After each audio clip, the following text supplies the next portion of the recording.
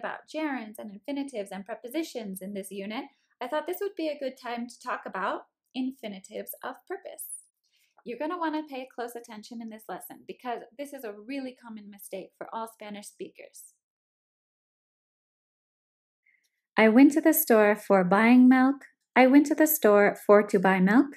I went to the store to buying milk. All of these are incorrect and very common errors for Spanish speakers.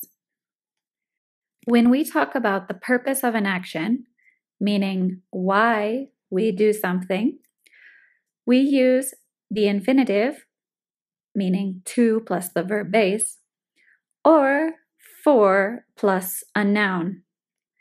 The meaning here is for the purpose of. In Spanish, it could be para or a.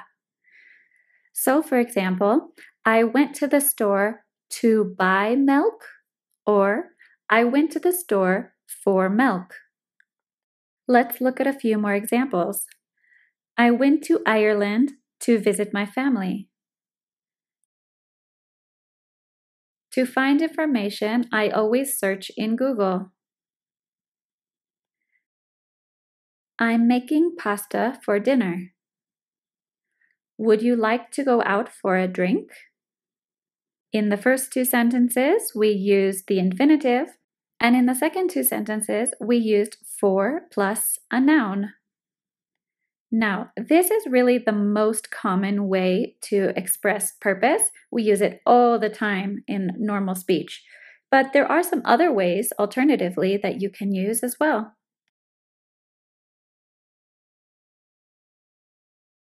We can use in order to or so as to plus the verb base. These are definitely more formal and generally used in writing. If you want to make them negative, you can insert not. Here are some examples. She left work early in order to pick up her kids from school. I opened the door quietly so as not to wake up the children. The meaning of in order to or so as to in Spanish is a fin de que, para, or para que. Basically, it's the same meaning as in number one, just in a more fancy way. And one more option, if we want to explain a little bit more detail about the reason why, we can use so or so that plus a subject and can, could, or would. The meaning in Spanish of this is así or para que. For example, I'll email you the report so you can check it. We used an umbrella so we wouldn't get wet. In these sentences, the word that is optional. You can use it or not.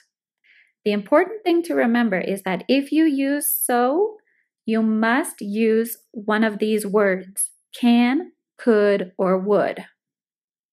Okay, so that's the basic idea when we're talking about a purpose of an action. But let me talk about a few other exceptions and little details. If we're talking about a function of a thing, we can use for plus ing or to and the verb base. For example, this soap is good for washing dishes. This spray is for cleaning the bathroom. We use altimeters to measure height above sea level.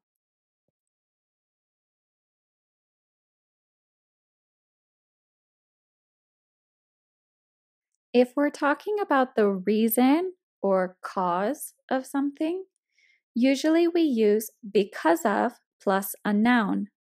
This means as a result of or due to. For example, pollution has been increasing because of airplanes. I was late because of the traffic.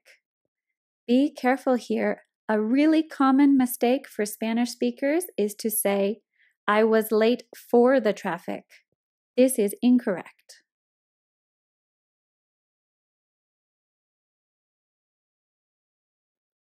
And finally, we do use for plus ing in this specific case when we are explaining the behavior that caused a certain reaction. So, for example, we are grateful to you for helping us. After the description of the reaction, we are grateful to you, we used for plus ing to talk about the behavior. I am angry with you for waking me up. They punished the child for lying.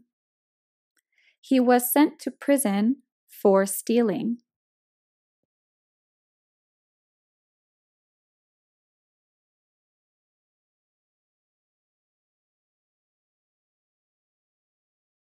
Okay, so after this lesson, many students get a little bit confused about other uses of to and for the prepositions. So in the guide connected to this video, I have listed some kind of common confusions that students have. Make sure you go check that out. Okay, now it's time for you to go do some exercises related to this topic to make sure you understand.